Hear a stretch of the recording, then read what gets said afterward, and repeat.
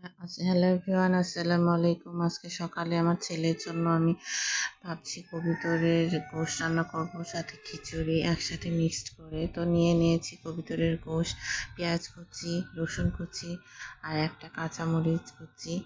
তো সকালবেলাটায় চাই ওকে একটু ভারী খাবার দিতে, কারণ সকালটা যদি একটু ভারী খাবার খায় তাহলে ওর শরীরটাও ভালো লাগে, ও একটু ফ্রেশ অনুভব করে। তো যথারীতি প্রেশার কুকারটা গরম করে নিয়েছি এবং তেল গরম করে তাতে রসুন কুচি, পেঁয়াজ কুচি, কাঁচামরিচ কুচি, কাঁচামরিচ অবশ্যই নিয়েছি কারণ আমার ছেলে একটু ঝাল ঝাল তরকারি পছন্দ করে। তো তাতে দিয়েছি লবণ, গুঁড়া হলুদ। আর এই যে নিয়ে নিলাম কবুতরের গোশত। এটা ভালোভাবে কষিয়ে নিয়েছি, কষিয়ে নিয়ে ভালো করে রান্না করে নিয়ে তারপরে খিচুড়ির যে চাউল, এবং অবশ্যই মসুরির ডাউল দিয়ে ওর খিচুড়িটা আমি রান্না করে দিই সব সময়।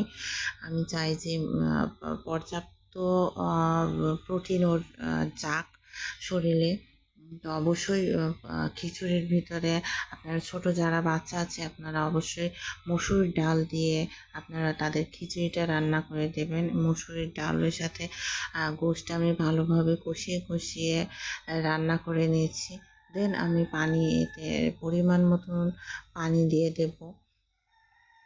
আর যতটা ভালো কষানো হবে ততটাই খিচুড়ির টেস্ট পাওয়া যাবে। ছোট বাচ্চা, ওদের মুখে প্রত্যেকদিন এক এক খাবার এক এক টাইমে দিবেন। আপনার একই খাবার অবশ্যই প্রত্যেক দিন দিবেন না, ওদের জন্য নতুন নতুন খাবার দেওয়ার চেষ্টা করবেন, তাহলে ওরাও তো বাচ্চা, ওদের মুখের একটা টেস্ট আছে আলাদা। মনে হয় যে ওরা কিছু বুঝবে না, কিন্তু না, ওরা অনেক বোঝে।